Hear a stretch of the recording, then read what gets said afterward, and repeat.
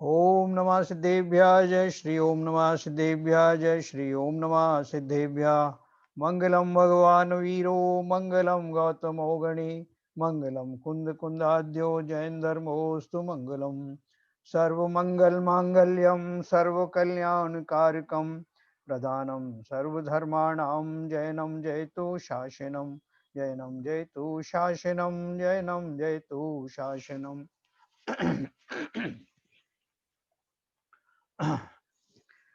तो आज अपन पढ़ेंगे 12 भावनाओं के बारे में। अभी तक हमने जो है प्रतिमाओं के बारे में संक्षेप में पढ़ा। अब 12 भावनाओं की बात करते हैं। तत्वों के बार बार चिंतन को भावना अथवा अनुप्रेक्षा कहते हैं। Page number 226। जैन धर्म जानिए। तत्वों के बार बार चिंतन को भावना अथवा अनुप्रेक्षा कहते हैं। ये 12 प्रकार की हैं। इन भावनाओं को बार बार भाते रहने से संसार, शरीर, भोगादि से विरक्त भाव उत्पन्न होता है। भावना से परिणामों की उज्ज्वलता होती है, मिथ्या दर्शन का अभाव होता है, व्रतों में दृढ़ता बढ़ती है और शुभ ध्यान की वृद्धि होती है। भूतकाल में जो महापुरुष हुए हैं उन सभी ने इन भावनाओं का चिंतन किया है ना। तो भावना का तो बहुत इफेक्ट है। अपन यही बोलते हैं कि जो हम ना भी कर पाए कम से कम उनकी भावनाएं तो भाएं। तो वास्तव में तो क्या भावना अनेक प्रकार की हो सकती हैं। ये 12 भावना मुख्य रूप से जो कुछ एक दिशा निर्देश जैसे हैं, उनको अपन उनके बीच में बहुत सारे भेद हो सकते हैं, उनसे मिलते जुलते और दूसरे भाव हो सकते हैं। तो भावनाओं का विवरण निम्नानुसार है। पहला, अनित्य भावना। ऐसी भावना भाना कि संसार की सभी वस्तुएं अनित्य हैं और सभी नाशवान हैं। ऐसी कोई भी वस्तु संसार में नहीं है जो सदा रहे। नित्य तो केवल आत्मा ही है। यह शरीर, भोग, उपभोग की सामग्री, मकान, जायदाद, पशु, नौकर, चाकर, परिवार जन सभी नाशवान हैं, क्षणभंगुर हैं। जो संसार में आया है वह अवश्य जाएगा, अतः इनमें राग भाव नहीं रखना चाहिए। ऐसा चिंतन करना अनित्य भावना है। दूसरा है अशरण भावना। अपने ये सब भावनाएं पहले विस्तार से पढ़ चुके हैं। जब अपन ने वो पढ़ा था, क्या शांति पथ प्रदर्शन पढ़ा था, बहुत विस्तार से हमने पढ़ी थी। जो लोगों ने अभी नया ज्वाइन किया उनके लिए ये इंट्रोडक्टरी है। तो ऐसा अनित्य भावना का चिंतन, वो जो हम वैसे पढ़ते हैं ना, राजा राणा छत्रपति आदि जो पढ़ते हैं, वो सब भावना है, उन्हीं का स्वरूप है। दूसरा, आश्रण भावना। संसार में जीव का कोई भी सहारा या शरण नहीं है और मरण से बचाने वाला कोई भी नहीं है। माता पिता मित्र से सेना देवी देवता आदि कोई भी इस जीव को बचाने वाला नहीं है। अर्थात कोई भी जीव अन्य जीव की रक्षा करने में समर्थ नहीं है। धर्म की शरण ही सर्वश्रेष्ठ है ना। जो है ना, आप अकेला आओ तरे मरे अकेला होए, वो बाकी सब जो है जितनी भावना है वो उस हिसाब से आप देख लेना। तीसरा, संसार भावना। संसरण करने अर्थात जन्म मरण रूप परिवर्तन करने का नाम संसार है। इस प्रकार संसार से आशय है जीवन मरण का चक्र चलते रहना। जीव एक शरीर को त्याग कर दूसरा शरीर धारण करता है और दूसरे को त्याग कर तीसरे शरीर को धारण करता है। इस प्रकार इस संसार में जीव परिभ्रमण करता रहता है और उसका संसार, जो कहते हैं ना हमारा संसार भी बहुत बना हुआ है, उसका संसार बहुत बना है, तो उसका अर्थ क्या है? उसका संसार यानी जन्म मरण रूप ये परिवर्तन बना ही रहता है। यह संसार पंच परिवर्तन रूप भी कहा गया है। पंच परिवर्तन या पंच परावर्तन का विवरण अपन पढ़ेंगे 394 पेज पर। वो बहुत ही रोमांचक चीज है, उसको पढ़कर रोंगटे खड़े हो जाते हैं कि कितना कितना काल ये जीव जो है यहाँ संसार में भटकता रहता है। जब तक जीव को इस आत्मा का ज्ञान नहीं होगा तब तक उसका संसार भ्रमण बना ही रहेगा। संसार में रहते सब जीव दुखी हैं, कोई भी सुखी नहीं है।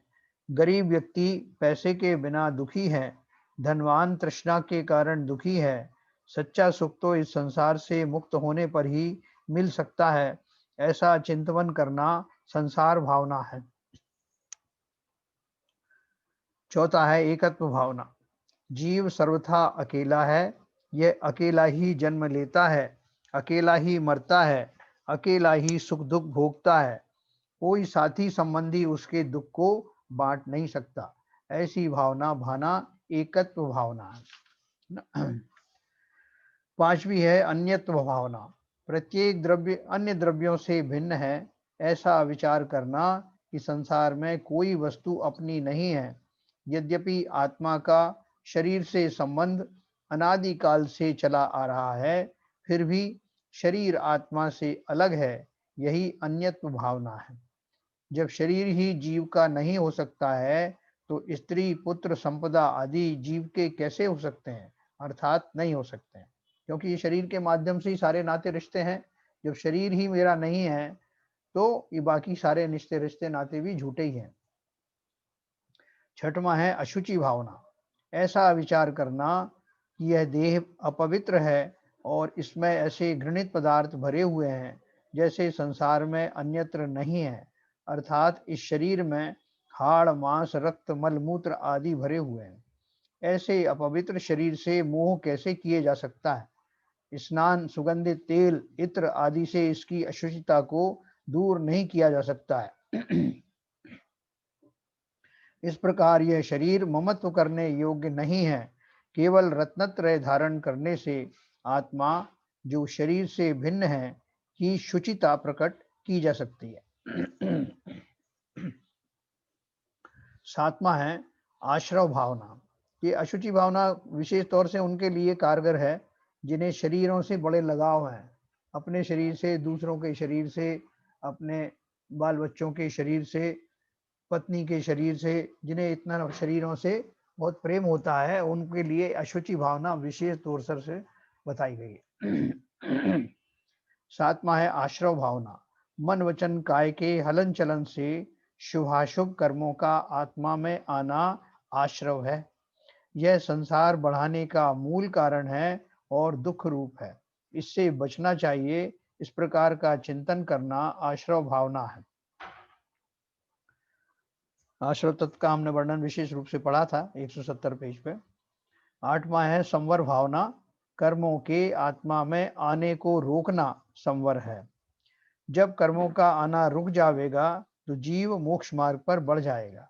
अतः संवर के कारणों 5 समिति, 3 गुप्ती, 10 लक्षण धर्म, 12 भावनाएं, 5 प्रकार का चारित्र और 22 परिचय जय को ग्रहण करना चाहिए। ऐसा चिंतन करना संवर भावना है। संवर तत्व का विवरण पृष्ठ 175 पर पढ़ चुके हैं हम लोग, है ना। ये संवर का परिवार कहलाता है। 5 समिति, 3 गुप्ती। हाँ हो जाएगा। यहाँ पे आ जाएगा। वो कॉल कर दिया आपने, आवाज तेज कर दे।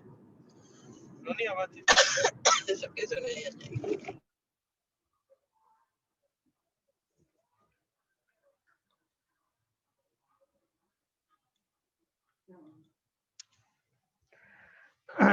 ये संवर भावना थी। अब निर्जरा भावना। कर्म अपना फल देकर झड़ जाते हैं, ऐसी सविपाक निर्जरा सभी जीवों के होती रहती है। विशेष तप के द्वारा की गई अविपाक निर्जरा वृत्ति श्रावकों व मुनियों के होती है, जो जीवों को संसार दुख से मुक्त कराती है। अतः कर्मों के क्षय करने हेतु तप आदि किया जाना अपेक्षित है। इस प्रकार निर्जरा के गुण दोषों का चिंतन करना निर्जरा भावना है। निर्जरा तत्व का वर्णन प्रश्न 177 पर हम लोग पढ़ चुके हैं। 10वीं है लोक भावना। यह लोक 6 द्रव्यों से बना हुआ है तथा अनादि निधन है। इस लोक को किसी ने बनाया नहीं है और ना यह कभी नष्ट होगा। बिना आत्मज्ञान के जीव इसमें अनंत काल तक भ्रमण करता रहता है। इस प्रकार लोक के स्वरूप का बार बार चिंतन करना लोक भावना है। अपन पढ़ते हैं ना, 6 द्रव्यों के समूह को ही विश्व कहते हैं या लोक कहते हैं। तो इसलिए उन्होंने लिखा है कि यह लोक 6 द्रव्यों से बना हुआ है, अनादि निधन है, किसी ने इसे बनाया नहीं है और ना कभी ये नष्ट होने वाला है। बिना आत्मज्ञान के जीव इसमें अनादि अनंत काल तक भ्रमण करता रहता है। 14 राजू तंग नव लोक पुरुष संठान तामे जीव अनादिते भ्रमत है विज्ञान। ये अपन पढ़ा ना। इस प्रकार लोक के स्वरूप का बार बार चिंतन करना लोक भावना। 11वां है बोधि दुर्लभ भावना। सम्यक दर्शन ज्ञान चारित्र प्राप्त होना बोधि कहलाता है। लोक में निगोदिया और स्थावर जीवों की संख्या अनंतानंत है, अतः यहाँ त्रस पर्याय प्राप्त होना बड़ा कठिन है। त्रस पर्याय में भी पंचेंद्रीय पर्याय प्राप्त होना और कठिन है। पंचेंद्रीय में भी मनुष्य पर्याय प्राप्त होना अत्यधिक दुर्लभ है। उत्तम कुल और उत्तम धर्म प्राप्त होना और भी मुश्किल है। देखो ये उत्तरोत्तर जो है मुश्किल से दुर्लभ होता जा रहा है। ये भी अगर मिल जावे तो विषय सुख से विरक्त होना और रत्नत्रय को धारण करना, तप की भावना करना, समाधि पूर्वक मरण करना और केवल ज्ञान प्राप्त करना और भी दुर्लभ है। ऐसा बार बार चिंतन करना बोधि दुर्लभ भावना है। देखो इस बोधि दुर्लभ भावना में हम यहाँ तक आ गए, हम निगोदिया नहीं रहे, स्थावर नहीं रहे और त्रस पर्याय में भी छोटी मोटी त्रस पर्याय नहीं, हम पंचेंद्रीय पर्याय में भी मनुष्य पर्याय को हमने प्राप्त किया। उत्तम कुल भी हमें मिल गया, उत्तम धर्म भी हमें मिल गया, यहाँ तक हमें मिल गया। अभी बस लास्ट की लाइन की जो चीज है वो बाकी है। क्या है बाकी? ये भी अगर मिल जावे तो विषय सुख से विरक्त होना अभी बाकी है। रत्नत्रय को धारण करना ये भी बाकी है। तप की भावना करना ये भी बाकी है। और समाधि पूर्वक मरण करना और केवल ज्ञान प्राप्त करना और भी दुर्लभ है।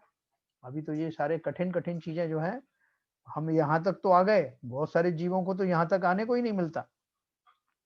अब हमें थोड़ा सा ही जो है अपने परिणामों को अच्छा करके इस कार्य में लग जाना है। वो कहते हैं ना कि मत चूको चौहान, ये हमें बहुत अच्छा उत्तम भाव मिला है, इसमें बिल्कुल चूकना नहीं। 12वां है धर्म भावना। जो संसार दुखों से छुटकारा दिलाकर उत्तम सुख में पहुंचावे वह धर्म है।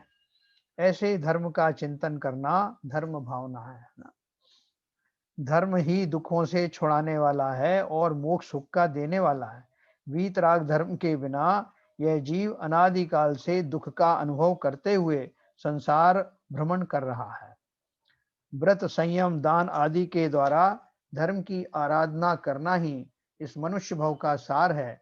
सम्यक दर्शन ज्ञान चारित्र रूपी रत्नत्रय धर्म की प्राप्ति ही मनुष्य भव की सार्थकता है ना? मैंने पढ़ा था, जांचे सुरतरु देह सुख चिंतत चिंता रैन, बिन जांचे बिन चिंतये धर्म सकल सुख दें।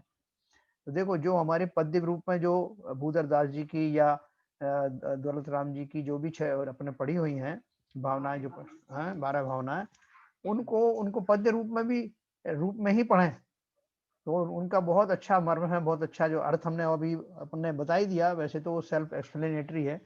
और जब भी एकांत में हम सामायिक आदि करें तो ये भावनाएं बहुत अभूतपूर्व हैं। जो चीजें हमसे छूट जाती हैं साधारण तरह से हमको ध्यान में नहीं आती, ये क्या क्या चिंतन करना चाहिए, इसमें रेडीमेड मसाला है आपका। इस प्रकार हमने 12 भावना पढ़ी। 16 कारण भावना पढ़ने से पहले एक बार मैं आपको अनम्यूट करूंगा, किसी का कोई प्रश्न हो। हाँ, कोई प्रश्न हो तो पूछ सकते हैं। ललित जी आए हैं? ललित जी ने कल एक प्रश्न पूछा था। है ललित जी हैं उधर? नहीं, हाँ कल तो मैं आया नहीं था सर। हाँ, परसों आपने नवधा भक्ति के बारे में हाँ, नवदा भक्ति बारे में पूछा है ना? था।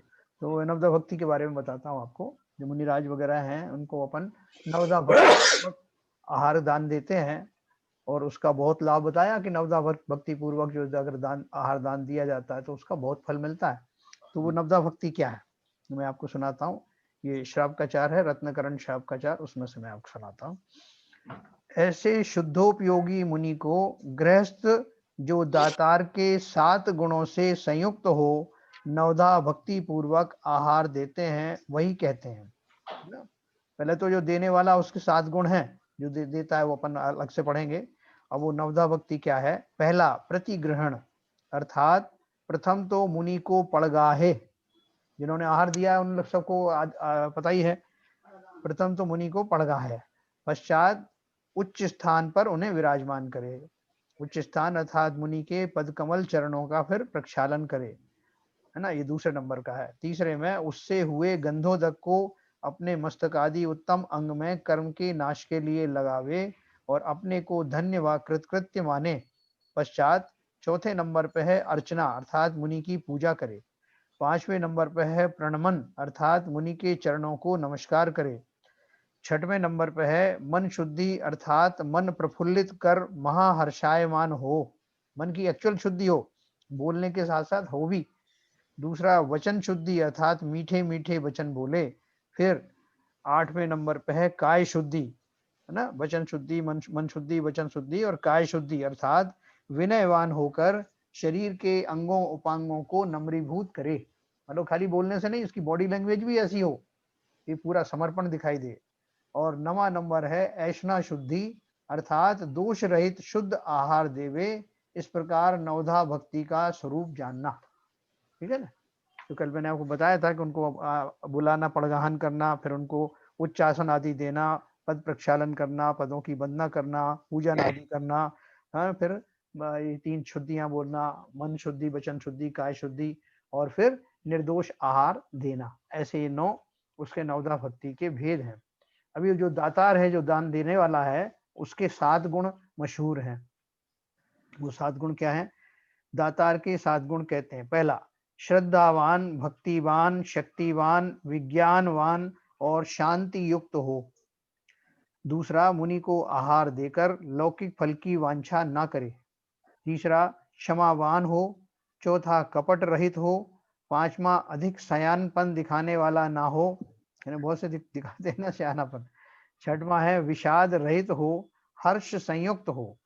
और 7वां है अहंकार रहित हो। ऐसे 7 गुण सहित दातार जानना। ऐसा दातार स्वर्ग आदि के सुख भोग कर परंपरा से मोक्ष स्थान तक पहुंचता है।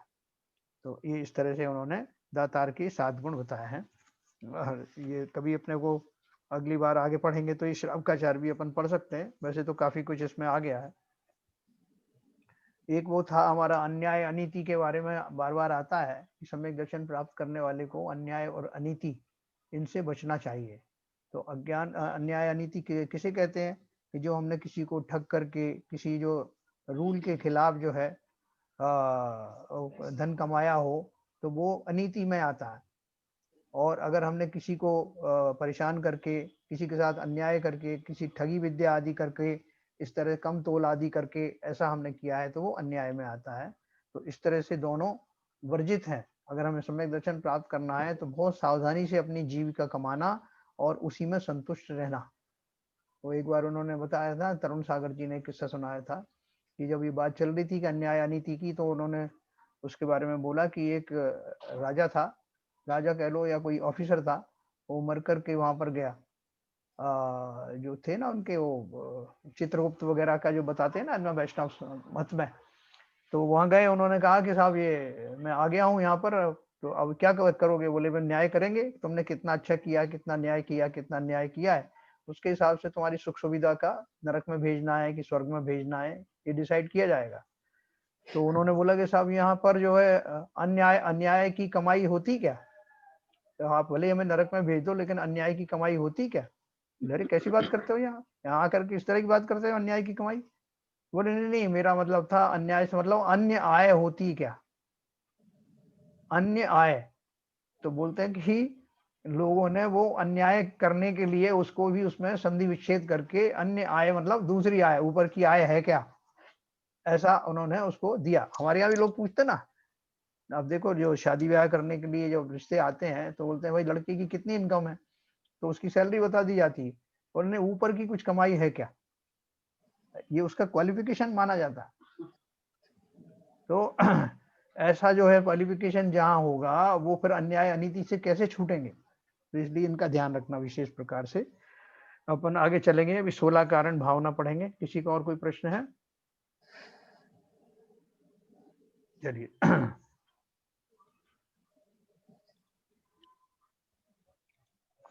16 कारण भावना।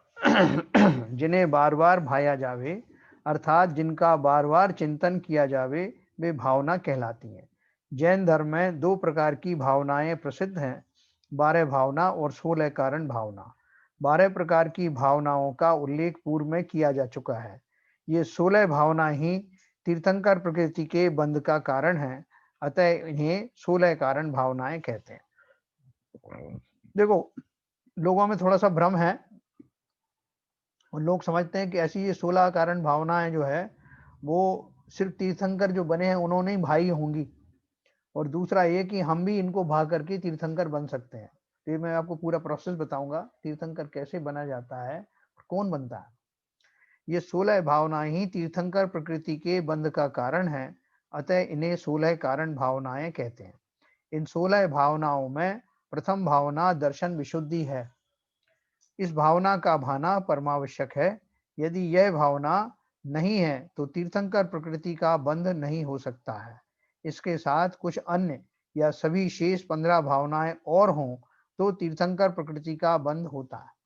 ठीक है, दर्शन जो प्रतिमा अपन वहां पढ़ते हैं ना, दर्शन वहां पर जो अपन प्रतिमाएं धारण करते हैं, और यहाँ भी दर्शन विशुद्धि पहली भावना है,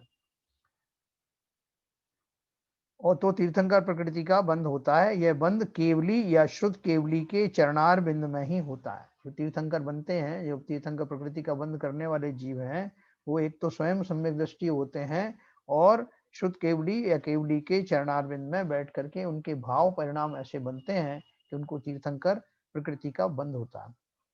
ये 16 भावनाएं निम्नानुसार हैं। पहला, दर्शन विशुद्धि भावना। सम्यक दर्शन का अत्यंत निर्मल व दृढ़ होना, 25 दोष रहित विशुद्ध सम्यक दर्शन को धारण करना। दूसरा है विनय संपन्नता भावना। सच्चे देवशास्त्र गुरु और रत्नत्रय की विनय करना। तीसरा है शील व्रत अनतिचार भावना। अहिंसा आदि व्रतों की रक्षा के लिए क्रोध आदि कषाय का त्याग करना शील है। शील व व्रतों का निर्दोष पालन करना तथा उनमें अतिचार नहीं लगाना। देखो, शील किसे कहते हैं? शील खाली जो ब्रह्मचर्य का पालन करना शील नहीं कहलाता। सारे व्रतों का पालन करना, पंचेंद्रिय के विषयों को त्याग करना, ये सारा मिला करके शील होता है। शील के 18,000 भेद बताए गए और शील की 9 बाड़ें भी प्रसिद्ध हैं। तो यहाँ शील व्रत अनतिचार भावना में अहिंसा आदि व्रतों की रक्षा के लिए, जैसे आपने अनुव्रत लिए हैं या महाव्रत लिए हैं, उनकी रक्षा करने के लिए क्रोध आदि कषाय का त्याग करना, यानी अब कषायों का त्याग करना, वो शील है।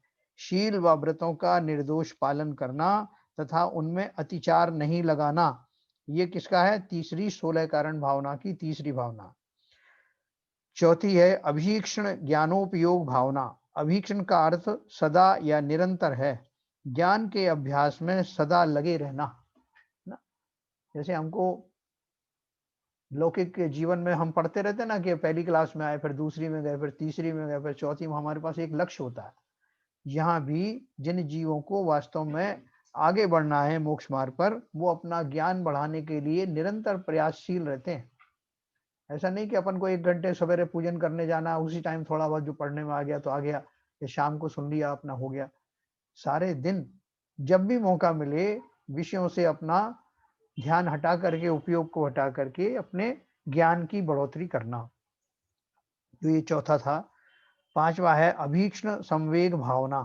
दुखमय संसार के आवागमन से सदा डरते रहना, धर्म और धर्म के फल में सदा अनुराग रखना। है ना, संवेग भावना में इस संसार में मैं कहाँ फंस गया, कब मेरा इससे मुक्ति होगी, मैं कैसा गहराई में फंसा हुआ हूँ, कब निकलूंगा, ऐसा चिंतन करना, ये अवीक्षण संवेग भावना है। छठवां है शक्ति स्तप भावना। अपनी शक्ति के अनुसार अंतरंग व बाह्य तप करना। जितना अपने को शक्ति हो ना, वो उसे छिपाना नहीं ना, अपनी शक्ति के अनुसार जरूर करना। अपन कहते साहब हमारी ताकत नहीं है, तो क्या ताकत नहीं है कि साहब हम जो है उपवास तो कर ही नहीं सकते, एक आसन करने में भी हमको बड़ी दिक्कत है, और 2 बार खाने में भी हमको बहुत प्रॉब्लम है, तो फिर क्या करना चाहते हो? बोले हम तो ऐसा ही तप करना चाहते हैं जिसमें पूरी छूट हो, कितनी बार भी खाओ। तो फिर वो उस तप में नहीं आएगा ना। तो उसको छिपाना नहीं, अपने को जितनी शक्ति है उसके अनुसार करना, क्योंकि संयम धारण करना और त्याग आदि करना हमारे लिए ही वास्तव में वांछनीय है, हमारे फायदे की चीज है। तो शक्ति तप भावना में अपनी शक्ति के अनुसार अंतरंग व बाह्य तप करना। सातवां है शक्ति त्याग भावना। ठीक है, सब वही के वही दे दिया। ये कौन सी बात? अच्छा, ये शक्ति तप है, ये शक्ति त्याग भावना है। अपनी शक्ति के अनुसार आहार, औषधि, शास्त्र आदि का दान देना, है ना। जितनी आपकी शक्ति है आप दान वगैरह देते रहें। जहाँ मौका मिले आपको शास्त्र वगैरह, जैसे किसी को नहीं अवेलेबल है तो आप अवेलेबल कराएं। आप कुछ पूजन वूजन आप लिख सकते हैं तो पूजन वगैरह भी देना करना, ये सब है। औषधि वगैरह है, आहार है, जो कुछ आप कर सकते हैं। जो शक्तिश त्याग भावना है। साधु समाधि भावना, एक्चुअली इसमें त्याग बोला है, उसमें दान भी आ गया है, जो आहार औषधि आदि का दान। फिर साधु समाधि भावना, साधु का अर्थ है श्रेष्ठ और समाधि का अर्थ है मरण। अतः श्रेष्ठ मरण की भावना भाना साधु समाधि भावना है। साधु वृत्ति पर आई विपत्तियों का निवारण भी इसमें आ जाता है। नवा है भैया वृत्तिकरण भावना, रोगी, वृद्ध, साधु, त्यागी की सेवा शुश्रूषा करना, उनके कष्टों को औषधि आदि निर्दोष विधि से दूर करना, ये भैया वृत्ति में आता है ना। भैया वृत्ति अकारण नहीं की जाती, बल्कि किस लिए की जाती है कि जो वास्तव में रोगी, वृद्ध हैं, त्यागी हैं, उनकी सेवा, उनको कष्टों से जितना बन सकते मुक्ति दिलाने के लिए निर्दोष विधि से और पूर्ण समर्पण के साथ में जो सेवा की जाती है उसे भैया वृत्ति कहते हैं। 10वां है अरहंत भक्ति भावना।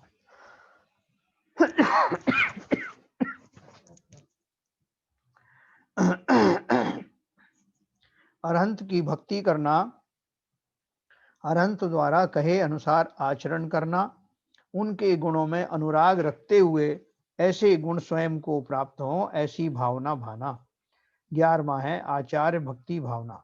आचार्य परमेष्ठी की भक्ति करना, उनके गुणों में अनुराग रखना एवं ऐसे गुण हमें भी प्राप्त हों, ऐसी भावना सदैव रखना। फिर बहुश्रुत भक्ति भावना, जो मुनि द्वादशांग के पारगामी हैं वे बहुश्रुत कहलाते हैं। चूंकि शास्त्रों में पारंगत उपाध्याय परमेष्ठी हैं, अतः इस भावना का तात्पर्य उपाध्याय परमेष्ठी की भक्ति करने से है, क्योंकि आचार्य की भक्ति ऊपर हो गई और जो हमारे उपाध्याय परमेष्ठी हैं, यह माना जाता है कि वो द्वादशांग के पाठी होते हैं, उनको बहुत ज्ञान होता है, तो इसलिए उनको उस अपेक्षा से उनका बहुमान करना, इस भावना का तात्पर्य उपाध्याय परमेष्ठी की भक्ति करने से है। उपाध्यायों का आदर विनय करना, उनके उपदेशों के अनुरूप प्रवृत्ति करना बहुश्रुत भक्ति भावना है। ऐसे ही गुण हमें प्राप्त हों, ऐसी भावना सदैव बनाए रखना। श्रुत अपन ने पढ़ा ना, द्वादशांग वाणी को श्रुत कहते हैं, श्रुत पंचमी भी अपन मनाते हैं। तो 13वां है प्रवचन भक्ति भावना, केवली भगवान के प्रवचन में अनुराग रखना, अर्थात वीतरागी द्वारा प्रणीत आगम की भक्ति करना। चौथा है आवश्यक अपरिहाणी भावना। 14वां, अपरिहाणी का अर्थ ना छोड़े जाने योग्य है।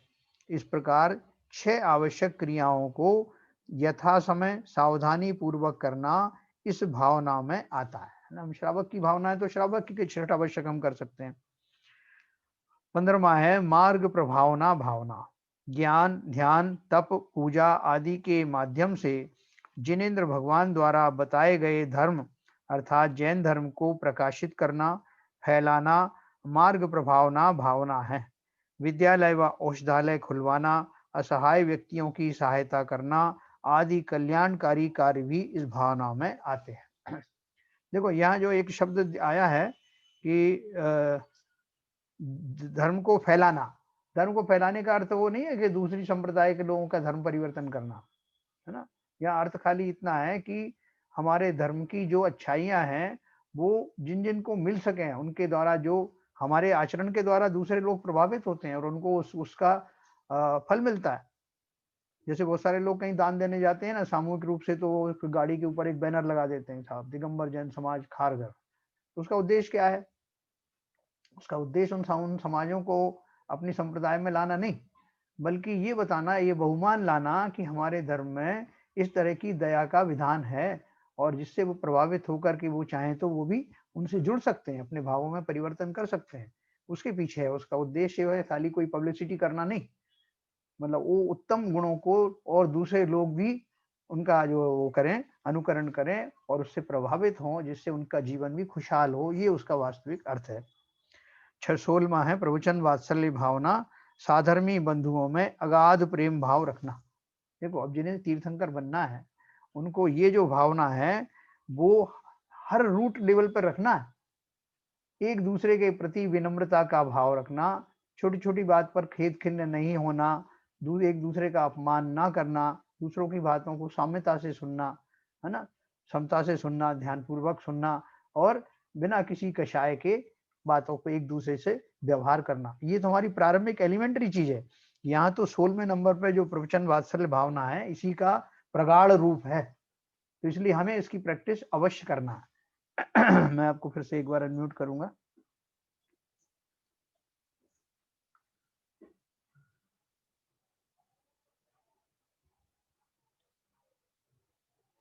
अरे हाँ कोई प्रश्न है किसी के? सब लोगों ने काफी अच्छे से पढ़े हैं विस्तार से। तो एक चीज बताऊं सर, हाँ जी, ये लास्ट वाले में जो बताया प्रवचन वात्सल्य क्या होता है, खाली वात्सल्य भावना और क्या होती है?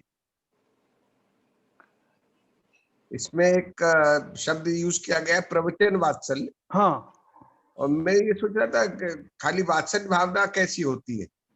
उसमें भी तो साधर्मी भाइयों से प्रेम प्रीति रखना है, विनय रखना है। हाँ ये थोड़ा सा जो रहा ऊपर का लेवल की बात है कि मतलब उनमें जो प्रीति रखना है वो साधारण जैसे हमारे गृहस्थ लोग एक दूसरे प्रीति रखते हैं ना, वो तो एक सामान्य जो है हमारा व्यवहार होता व्यवहार है, ओके, सामान्य ना। एक दूसरे के प्रति। हाँ लेकिन ये प्रवचन वात्सल्य में मतलब जैसे साधर्मी भाइयों से मैं इसलिए जो उनसे वात्सल्य रखता हूँ क्योंकि वो भी उसी मार्ग के अनुकरण करने वाले हैं जिस पर मैं चल रहा हूँ। तो उसमें बहुत आगे की और भी चीजें आएंगी, जैसे हम लोग एक दूसरे के प्रति एक दूसरे को आगे मार्ग प्रशस्त करेंगे। कभी कोई उनको कोई इस तरह की जो है मार्ग से अगर डिग रहा हो तो उसको स्थापित करने की कोशिश करेंगे। उस संबंधी जितने भी आचरण हैं जो एक जीव दूसरे जीव को जिन मार्ग में आगे बढ़ाने में सहायता करता है, मृदु वचन बोलना, उसके साथ भैया वृत्ति जहाँ मौका आ जाए वो भी करना, कहीं वो धन आदि की कमी हो रही तो उसके उसमें भी लाभ देना, तो वो तो हमारे वो भी हमारे श्रावक के हैं। लेकिन ये जो है प्रवचन वात्सल्य में एक्चुअली जो वैराग्य वाले जो भाव हैं संसार से निकालने में, ज्ञान अर्जन करने में, जो एक दूसरे की जो मदद करना है, वो इस कैटेगरी में आते हैं। थैंक यू भाई साहब जी। हालांकि आपने कई बार अनेकों बार डिस्कस हो चुका है इस पॉइंट्स पर, जिस पॉइंट से मैं बोल रहा हूँ। हाँ कि आलोचना पाठ में जी ये लिखा हुआ है कि अगर वो पानी छानने के बाद में जो जीवानी है वो अगर उस स्थान पर नहीं पहुंचाई जाती है तो उसमें पाप का बंध होता है। ये लिखा हुआ है। तो मेरा प्रश्न ये है कि सामान्यतया हम लोग जहाँ जहाँ रह रहे हैं वो आपने कई बार बता चुके हैं, आप मतलब उसको मैं मानता हूँ आप कई बार बता चुके हैं, लेकिन विशेष तौर से मैं इसलिए पूछ रहा हूँ कि उसमें ये लिखा है पाप का बंध होता है। तो हम पानी छान के क्या जो क्रियाएं करते हैं जो परंपरागत इसलिए करते हैं कि भाई परंपरा बनी रहे, हम जैन हैं, लेकिन हम ऐसी स्थिति में वो काम भी नहीं कर पाते, तो क्या हम पानी छान के पीने की प्रक्रिया में पाप का अर्जन कर रहे हैं? नहीं मैं आलोचना पाठ में जो लिखा है उसके बारे में पूछना चाह रहा हूँ। क्या हम अगर मान लीजिए हमने भी लगा रखे हैं अपने घर में, छन्ने लगा रखे हैं, छन्ने से पानी ले भी रहे हैं, छन्ने से पानी पी भी रहे हैं, प्लस जीवों की को बचाने की कोशिश भी कर रहे हैं, ये सब ठीक है, लेकिन एक क्रिया को पूरा न करने के लिए उन्होंने लिखा है कि इसमें पाप कर्म का बंध होता है। तो क्या हम इन क्रियाओं को करके पाप कर्म का बंद कर रहे हैं? नहीं किन क्रियाओं का उन्होंने ये लिखा है, जल छान जीवानी कीनी सोही उन्होंने डार जो दीनी। उसका अर्थ क्या है? जल थाने पहुंचाई। हाँ क्रिया में क्रिया पर पाप उपाई। हाँ तो ठीक है ना। इसका अर्थ क्या है कि जो पाप से बचने के लिए मैंने जो क्रिया की थी वो अधूरी छोड़ दी, तो वो पाप से बचा नहीं ना मैं। क्रिया बिन पाप उपाय का मतलब क्या है? वो पाप से मैं बच सकता था लेकिन मैं बच नहीं पाया, वो पाया मतलब मैंने अर्जित कर लिया वो पाप। हाँ, अगर क्रिया पूरी हो जाती संपन्न तो वो पाप मेरा नहीं आता। हाँ, ये कह रहे हैं वो कि क्रिया को मैंने अधूरा छोड़ दिया, इसलिए जिस पाप से बचने के लिए मैंने वो क्रिया की थी वो संपूर्ण नहीं हुई ना, इसलिए हाँ। मैं पाप से बच नहीं पाया, तो पाप का उपार्जन किया। ये अर्थ है इसका। आपने जो जल छानने की जो विधि अपनाई वो किस लिए अपनाई? कि मैं पाप से बचूं, उन जीवों का हाँ, घात ना हो। लेकिन आपने वो क्रिया अधूरी की तो आप नहीं बच पाए ना। उसका अर्थ ये है कि वो क्रिया ना कर पाने के कारण, पूर्ण क्रिया ना करने के कारण मैंने उस पाप को लगने दिया, जिससे बचने के लिए मैंने वो बीड़ा उठाया था, उसको पूरा कहाँ कर पाया। ये अर्थ है। नहीं तो जैन साहब आपने ये भी बताया जी कि बाबूजी कह रहे हैं वो आज की वास्तविक स्थिति है, हाँ जहाँ हाँ, से जिस स्रोत से पानी आया है उस स्रोत में हम जीवाणु को नहीं पहुंचा पा रहे हैं, बिल्कुल सही है। और ये प्रैक्टिकल डिफिकल्टी है। हाँ तो आपने इसके ऊपर पिछली बार जब प्रवचन दिया था तो ये तथ्य रखा था हाँ कि हम उस क्रिया को किसी मजबूरी के तहत नहीं कर पा रहे हैं, जी मगर हम अपनी भावना तो भा रहे हैं हाँ ना। हाँ, बिल्कुल बिल्कुल तो बिल्कुल। अपनी भावना जब भा रहे हैं हाँ कि भाई हमारी मजबूरी है, हम इसको नहीं कर पाए, हाँ तो आपने ये भी कहा था कि जितना पाप का बंद होना है उतना नहीं लगेगा। हाँ हाँ, बिल्कुल। मैं अभी भी वही कह रहा हूँ, उतना नहीं लगेगा, लगे लेकिन लगेगा जरूर। लगेगा तो सही। देखिए हाँ हाँ वैसे भी ये आरंभी हिंसाएं हैं हाँ, जो हम क्या कहते हैं दैनिक क्रियाओं में करते ही है। मजबूरी में बिना अपने प्रयास के भावना के होते हुए भी हम उनसे निर्वृत्ति नहीं कर पाते हैं, नहीं कर पाते, सही तो बात वो है। उसी श्रेणी में आएगा मेरे ख्याल से हाँ बाबू। हाँ, वही है, वही जो आप कह रहे नहीं, हैं। और आपने भी इसका अनुमोदन किया है, पिछली बार जब इसके ऊपर चर्चा हुई थी हाँ तो नहीं, आपने भी इसका अनुमोदन किया था। हाँ, मैं पुनः ये बात कहता हूँ कि हाँ आप बात सही कह रहे हो। हम किसी जीव को बचाने के लिए कोशिश कर रहे हैं और जीव को हमने बचा लिया या नहीं बचा पाए, तो नहीं बचा पाए तो उसका पाप लग गया हमको। और अगर हम ये क्रिया करते ही नहीं तो ज्यादा पाप लगता बाबूजी। तो नहीं, एक सेकंड हाँ, अगर हम ये क्रिया करते ही नहीं तब क्या स्थिति बनती? तब तो और ज्यादा पाप लगता, क्योंकि हम वो सारे त्रस्त जीव उनको पी रहे हैं। नहीं हम देखो, हम ना तो हम भावना भा रहे हैं उनको बचाने की। आलोचना पाठ में जो लिखा है उसे एक बार पुनः पढ़े और फिर नहीं पढ़ करके फिर वो आपकी उसका बात निकालें। सही है, ये प्रैक्टिकल इशू है। आलोचना पाठ में इसका पूर्ण रूप से विवेचन नहीं किया गया है। ये नहीं, एक मिनट, वो आप उसका अर्थ मगर ठीक नहीं लगा रहे कि या तो मैं वो क्रिया नहीं करता तो मुझे पाप नहीं लगता, मैंने करने लगा इसलिए और अधूरी छोड़ दी इसलिए पाप लग रहा है, ऐसा नहीं। आप समझो बात को। करने आप ये बता रहे हो ना, क्रिया मैंने की हाँ, और वो पूरी नहीं कर पाया इसलिए पाप लगा, यही तो आप लगा बता ना, रहे हो। लगा मतलब मैं पूर्ण रूप से उस पाप से निवृत्ति चाहने के इरादे से वो क्रिया मैंने शुरू की थी, ठीक है। जी लेकिन अगर मैं जानबूझ करके वैसा नहीं करता हूं और मन में भी कुछ भाव नहीं लाता हूं कि मरे तो मर जाएं, तो वो और नहीं करना दोनों एक जैसे हो गए। लेकिन अगर मैं ऐसे भाव, जैसे भी शिवजन साहब कह रहे हैं कि प्रैक्टिकली मेरी जो डिफिकल्टीज हैं उनको ध्यान में रखते हुए किंचित तो मैं करता हूँ, जैसे उसको छन्ने वगैरह लगाता हूँ, उसको छानने का उपक्रम भी करता हूँ, मन में करुणा भाव भी रखता हूँ, अपनी मजबूरी का भी जो है मैं प्रायश्चित करता हूँ, तो फिर मेरे जो बंद होने वाला है वो उतना तीव्र नहीं होगा, मामूली बंद होगा, ठीक है ना। जीवाणी अगर सही नहीं कर पाए मैं, अभी अपन प्रतिमाधारी बेचारे जो जाते हैं इधर उधर जाके पानी लेके आते हैं, कुएं से पानी लाते हैं, तो वो पूरा प्रयास करते हैं इसी बात के लिए, जो हम साधारणतः नहीं कर पाते वो उसका प्रयास करते हैं। और वो प्रयास ऐसा नहीं कि गृहस्थ कोई भी कर ही नहीं पाए, तो फिर तो जो है हम ऐसे ही अगर भावना भा करके छोड़ दें, और जो एकदम रिलीजियसली जो करते हैं उनमें और हमारे दोनों की कर्मबंध में फर्क होना चाहिए ना, तो फर्क होगा। हम जो है मजबूरी बता करके अपनी जो है नहीं कर पाते हैं, नहीं करते, तो ऐसा थोड़ी माफ हो जाएंगे, माफ तो नहीं होंगे। लेकिन जो बिल्कुल ही नहीं करना चाहता, उसको सावधानी नहीं रखना चाहता, उसके मन में करुणा भाव ही नहीं आते हैं, उससे तो उसके मुकाबले में तो उसके भाव मृदु होंगे ही, जो थोड़ी बहुत क्रिया करता है। ये ठीक है सर। ठीक है। हाँ, और सब एक प्रश्न है इसमें, जो 16 कारण भावना में जी जो अपने पंच परमेष्ठ ही है, तो उनमें से 3 के लिए भक्ति भावना को लिया है, हाँ हाँ अरहंत को, आचार्य को और उपाध्याय को। जी, साधु भक्ति को नहीं इसमें लिया है और सिद्ध परमेष्ठी को भी नहीं लिया। देखो वैसे तो साधु समाधि भावना एक ऊपर आई है, और पर उसमें तो अलग है, साधु समाधि भावना में साधु भक्ति नहीं है, हाँ उसमें शेष स्मरण की भावना है। मेरे ख्याल से तो इनमें दोनों को मिला करके वो सब कुछ साधु भी उसके अंदर में कवर होते होंगे, लेकिन वो दिया उन्होंने मुख्य रूप से इनका ही है। तो उनका अलग अलग कारण बता करके, जो मुनि द्वादशांग के पारगामी है लिखा है ना, तो बाकी के मुनि भी उसमें शामिल होते होंगे। वो उसको और देख करके मैं आपको बताऊंगा कहीं से कि उसमें साधुओं का जिक्र क्यों नहीं आया स्पेसिफिकली। मैं एक चीज बताना चाहता था इसमें, जी कि ये भावनाएं जो 16 कारण भावना है, साधु ही भाते हैं। हाँ, आप ये वो तो चीज बिल्कुल बात सही देखिए। है। वो हाँ, वो बिल्कुल तो बात सही है आपकी। अपनी आई डोंट नो, अपने प्रति ओके हो सकता है साधारण भाइयों के प्रति थोड़ा भाव रखे, लेकिन बेसिकली साधुओं को अपना ही काम करना है।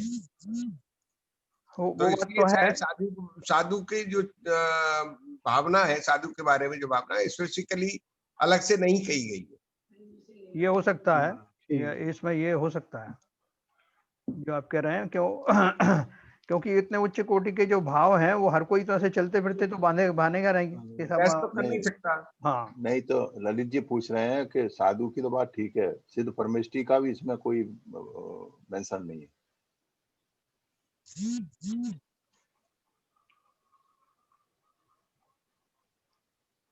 सिद्ध परमेष्ठी मतलब?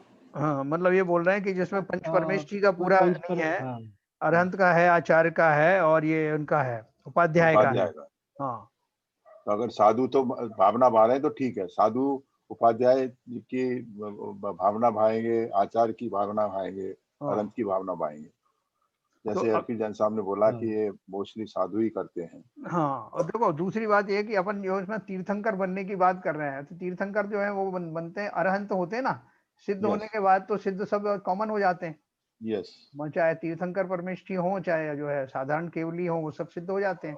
तो यहाँ मुख्य रूप से तीर्थंकरों की बात चल रही है। ये 16 भावनाएं तीर्थंकर प्रकृति के बंध का कारण, बंद के लिए होती है, इसलिए तो तीर्थंकरों को तो जो अरहंतों को तो कोई जरूरत ही नहीं है इसकी भावना की, भावने की, वो तो ऑलरेडी पा चुके।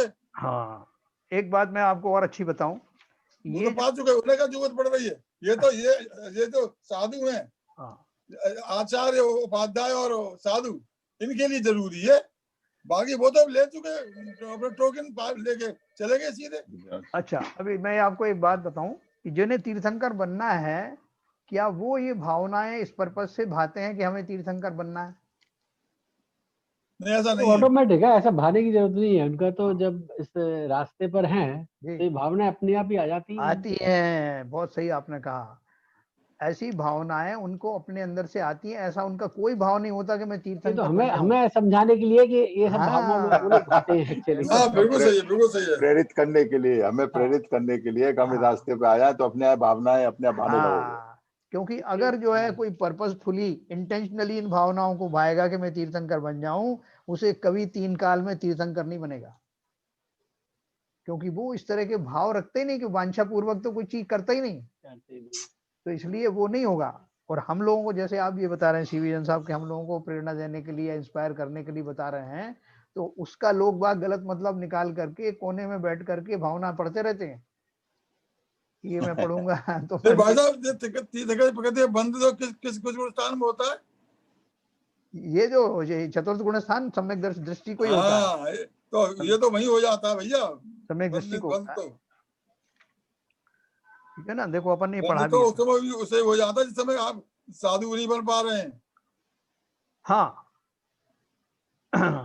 इसमें जो देखो, यदि यह भावनाएं नहीं है तो तीर्थंकर प्रकृति का बंध नहीं हो सकता है। इसके साथ कुछ अन्य भावनाएं और हो तो तीर्थंकर प्रकृति के जब शुरुआत होती है बंधन इसकी, तो वो सम्यक दृष्टि जीव और उनके पाद मूल में जाकर के वहां प्रारंभ करता है, मनुष्य ही होता है, और मनुष्य ही होता है, और बाद में फिर वो जो है तीर्थंकर उसकी जो और भवों तक वो इसका बंध चलता रहता है, एक झटके में नहीं। 8वें गुण स्थान के पहले भाग तक उसका बंध बताया। हाँ, बिल्कुल सही है ना, तो वो इसको कभी आपको विस्तार से चाहिए होगा तो अपन विस्तार से मैं आपको बताऊंगा कभी। तो इस तरह से हमारा ये 16 भावना हो गई, और 16 कारण भावनाओं का इसमें जो विशेष तौर से वो पूजन में आता ना, लास्ट में जो कौन सी वो आती भावना आती, इसमें बोलते हैं कि ये जो भावे सो तीर्थंकर पदवी पावे, है ना। इसमें जो इसका नाम है 16 कारण, हाँ, तो कारण शब्द क्यों लगा दिया? जैसे 12 भावना 16 भावना 16, अब कारण क्या मतलब? ये तीर्थ प्रगति बनने का कारण बनती है, इसलिए ये उनके कारण है। प्रगति बंद होने का कारण बनती है ये। अब ये बाबूजी से उनके बेटे पूछते रहते हैं ना हमेशा कि आप कोई ना कोई कारण बता के ये नहीं खाते, कभी वो नहीं खाते, कभी 16 कारण भावना है, कभी ये कारण भावना है, आज कौन सा कारण है, वो ऐसे पूछते हैं। हाँ सही बात है, मेरे साथ तो होता भाई, मेरे साथ तो जब मैं कोई चीज नहीं खाता हूँ, ये नहीं खाऊंगा वो नहीं खाऊंगा, आज क्या कारण है? आपका आज तो कोई कारण है नहीं। हाँ, कभी 16 तो आप अष्टमी है ना, आप 14 है ना, न कोई अष्टांग निकाल लगी है ना कुछ है, तो आज क्यों नहीं खा रहे हो? तो वो कारण पूछते रहते हैं उनसे। वो कारण क्या है? 16 कारण भावनाओं के बीच में आ जाएगा। नहीं कारण शब्द को पकड़ रहा था। नहीं भाई साहब इसलिए कह रहे हैं कि बच्चे हमारे पीछे पड़े रहते हैं। सही है। हाँ, बोले आपने सही बोला कि ये प्रकृति के बंध का कारण बनती है, इसलिए इनको 16 कारण भावना कहते हैं। मेरा ख्याल है ये बिल्कुल सही आपका विवेचन है। बराबर। तो अब अपन चलेंगे 10 लक्षण धर्म, थोड़ा सा पढ़े, हमें पास 10 मिनट है अभी। वैसे तो सबने पढ़ रखा है, सुना भी हुआ है, वो तो बोल रखा है, लेकिन गुनाह किसी ने नहीं है। और तो बहुत कुछ रखा है, गुनाह बिल्कुल नहीं है। देखो अभी कितनी बढ़िया बात है कि जो चीज हमने सब्जेक्ट पढ़ा हुआ होता है ना, वो अगर कोई दोबारा पढ़े तो हमको फिर बड़ी बोरियत सी लगती है, अरे ये तो सब सुना है, कोई नई बात तो है नहीं। लेकिन जो वास्तव में जो धर्म मार्ग के जिज्ञासु लोग हैं, या जिन्हें उसको उत्साह है बना रहता है, उन्हें कितनी बार भी पढ़ लो। तभी तो अपन ने 12 भावना और 16 भावना की बात की। हमें तो बहुत अच्छा लग रहा है साहब, जितनी बार पढ़ रहे हैं उतना ही उत्साह पैदा होता है। हाँ, क्लैरिटी भी आती है, और उतने काल तक हमारे कषाय मंद रहते हैं, जब उसको समझने का भाव हम उसमें लगाते हैं, हर बार नए नए भाव आते हैं। वो तो बाई प्रोडक्ट मिलता ही है सर। हाँ, तो इसलिए वो उसको ध्यान से सुनना, कि हमने तो सुना हुआ है, इसमें क्या है, क्या बड़ी बात है। नहीं, वो तो एक एक शब्द सुनने में और आनंद आता है। हाँ। देखो भाई साहब, इसमें तो यह है कि कौन सा समय कौन सी बात कहाँ क्लिक कर जाए, कुछ समय नहीं मालूम पड़ता। यही एसके जैन दुनिया भर की बातें कहते रहे और हर एक बात समझाते रहे, और कभी हमारे दिमाग में कोई इनकी बात एक बात भी लग गई तो वो हमारा जो है कल्याण कर देगी। ट्रिगरिंग पॉइंट हो जाएगा। उसी दिन बाबूजी मुनि पता नहीं क्या होगा। बहुत बार ट्राई किया बाबूजी ने, बीच में वो जो उन्होंने वो क्या बोलते हैं, अनुमति त्याग प्रतिमा भी लेकर के लेने की ट्राई किया। ऐसे इसमें और भी करते रहते हैं, तो बच्चे जो इनको पकड़ लेते हैं, कहते हैं अभी कौन सा कारण है तुम्हारा, बहुत सारे बहाने बनाते रहते हो, 16 कारण में कौन सा कारण चल रहा है। तो एनीवे, वो उनके भाव हैं, बाबूजी के भाव तो बने रहते हैं। ये बात अलग है कि अभी सक्सेस नहीं मिल रही, लेकिन ऐसे भाव बने रहना भी बहुत बड़ा मुश्किल काम है। बहुत मुश्किल काम है। तो देखो, हम 10 लक्षण धर्म की बात कर रहे थे। जो प्राणियों को संसार के दुख से उठाकर उत्तम सुख में धारण करे, उसे धर्म कहते हैं। धर्म की परिभाषा है ना, उत्तम सुख कौन सा है? वीतराग सुख। धर्म तो एक ही है, उसे समझने के लिए धर्म को 10 भागों में बांटा गया है। अपन बोलते हैं कि 10 लक्षण धर्म है, 10 धर्म है, तो धर्म तो एक ही है। धर्म जब जीवन में प्रकट होता है तो उसके ये लक्षण प्रकट होते हैं 10। उसे समझने के लिए धर्म को 10 भागों में बांटा गया है, जिन्हें लक्षण कहते हैं। आत्मा के दुखदायी कर्म मल को दूर करने हेतु 10 उपाय बतलाए गए हैं, जिन्हें शास्त्रीय भाषा में 10 लक्षण धर्म कहते हैं। इसे पर्यूषण पर्व भी कहते हैं। हालांकि कुछ लोग इसका अपोज करते हैं, जो पर्यूषण शब्द आया है वो श्वेतांबर कल्चर से आया है, तो कुछ लोग बोलते हैं आप तो 10 लक्षण ही बोलो, पर्यूषण मत बोलो। लेकिन आज वो इतना कॉमन हो गया है कि वो पर्यायवाची जैसा इस्तेमाल होता है। इसे पर्यूषण पर्व भी कहते हैं। जिस प्रकार वृक्षों में कल्प वृक्ष, धातुओं में स्वर्ण, मणियों में चिंतामणि, आप्तों में तीर्थंकर, मनुष्यों में चक्रवर्ती, गायों में कामधेनु, देवों में इंद्र महान और उत्तम है, उसी प्रकार पर्वों में उत्तम यह 10 लक्षण पर्व है। जिस प्रकार दीपावली के पर्व पर घर आदि की सफाई रंग रोगन किया जाता है, उसी प्रकार इस दशलक्षण पर्व के द्वारा आत्मा को उज्जवल बनाया जाता है। इस दशलक्षण धर्म का अनुसरण करके मनुष्य अपना आत्म कल्याण कर सकता है। यह पर्व 10 दिन तक मनाया जाता है। प्रत्येक दिन एक एक धर्म की भावना भाई जाती है। यह पर्व साल में 3 बार आता है, माघ, चैत्र और भाद्रपद में शुक्ल पक्ष की पंचमी से चतुर्दशी तक। परंतु भाद्रपद का पर्व अधिक महत्वपूर्ण है, ये आगे भी दिया इसमें। इन 10 लक्षणों के साथ उत्तम शब्द भी जोड़ा गया है, जिसका तात्पर्य सम्यक दर्शन पूर्वक इन 10 धर्मों के मूल स्वरूप को ग्रहण करते हुए इनकी साधना करनी चाहिए। देखो जैसे इन्होंने बताया ना, इनका बंगालियों में दुर्गा पूजा होती है, तो वो कितने दिन पहले से लोग जो है तैयारी करते हैं, जो जहां भी होते हैं वो वहां से अपने घर की तरफ भागते हैं। जैसा वो पूजा है, ये दुर्गा पूजा या जो भी कह लो, तो यह सरस्वती पूजा है, उसके लिए उनको बहुत दिन से तैयारी रखती है। दिवाली के लिए लोग जो कहते रहते साहब दिवाली आ रही है, ये काम दिवाली से शुरू करेंगे, तो वो जो जहाँ होते हैं दिवाली पर सारे परिवारजन एक जगह इकट्ठे हो जाते हैं। ऐसे हमारे यहाँ भी है, जब ये दशलक्षण धर्म आता है, 10 लक्षण व्रत आते हैं, तो सब लोग जो है तैयारी करने लगते हैं पहले से कि साहब व्रतों के बाद ये करेंगे, व्रतों के समय ये करेंगे, अब व्रत आ रहे हैं उसकी तैयारी करना है। ऐसा भाव जीवों में अपने आप आ जाता है। और उसका कारण एक और है, जब आप देखेंगे कि दशलक्षण, जिस समय में दशलक्षण पर्व मनाया जाता है, उस समय वातावरण भी ऐसा होता है कि आपके परिणाम भी थोड़े वैरागी की तरफ मुड़ने लगते हैं। ऐसा एनवायरनमेंट भी वैसा ही होता है। और उस काल में जो है चूंकि वर्षा योग चल रहा होता है, इसलिए वनस्पति वगैरह बहुत उत्पन्न होती हैं, जीवाणु बहुत उत्पन्न होते हैं, तो उनसे अपनी रक्षा, उनकी हम रक्षा भी कर पाते हैं और अपने भावों में विशुद्धि ला पाते हैं। इसलिए तो बात ये महीना ही ऐसा होता है जो ये सभी धर्मों में, जैनियों में, वैष्णव मत में, और पंजाबियों में, सब जगह इन्हीं दिनों में कुछ त्याग तपस्या की बात चलती है, बराबर। हाँ, तो ये पूरा धर्म का एक महीना है, निकाल दिया। बिल्कुल सही है, उसे गरबा आदि आता है, इनका दुर्गा पूजा आती है। हाँ, वैष्णव धर्म के बहुत सारे आते हैं। तो इन 10 लक्षणों के साथ उत्तम शब्द भी जोड़ा गया है, जिसका तात्पर्य सम्यक दर्शन पूर्वक इन 10 धर्मों के मूल स्वरूप को ग्रहण करते हुए इनकी साधना करनी चाहिए। ख्याति, पूजा आदि के अभिप्राय से धारी गई क्षमा आदि उत्तम नहीं है। इन 10 धर्मों की पूर्ण पालना तो मुनिराज ही कर पाते हैं, किंतु गृहस्थ भी आंशिक रूप से इनकी पालना कर सकते हैं। इस प्रकार ये 10 धर्म साधुओं के लिए कहे गए हैं, लेकिन श्रावकों को भी इन्हें अपनी शक्ति के अनुसार सेवन करना चाहिए, है ना। ये सारे धर्म जो है उत्तम धर्म है ना, और ये मुनियों को मुख्य रूप से उपदेश दे करके उनको उससे के लिए लिखा है, लेकिन श्रावक अपने अपनी भूमिकाओं में ये कर सकते हैं। और श्रावक भी किसे बोलते हैं, श्रावक की परिभाषा हमने पढ़ी थी ना, सम्यक दर्शन सहित होने वाले गृहस्थ को ही श्रावक कहते हैं। तो अब अपन कहें कि हम नहीं करें क्या, हमें तो ना तो हम साधु हैं और ना ही हमको सम्यक दर्शन है, तो हम इनका पालन नहीं करें क्या?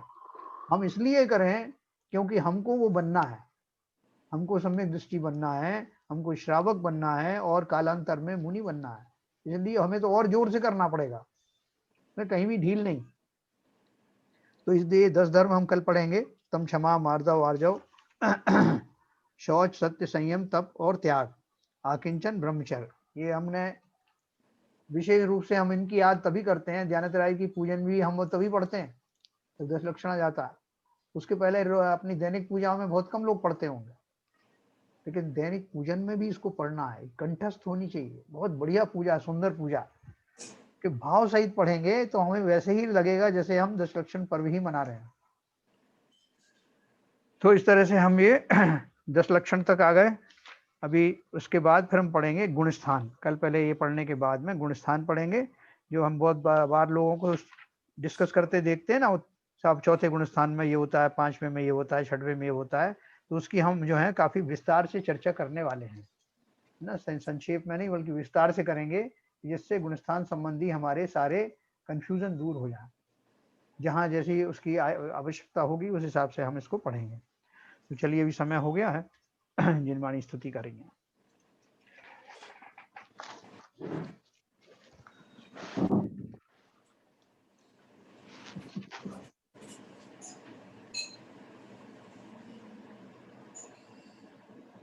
बोलिए ललित जी।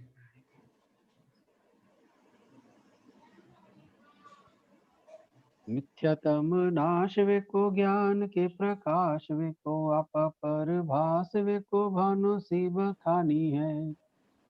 छह द्रव्य जान वे को बंध विधि भान वे को स्वपर पिछान वे को परम प्रमाणी है।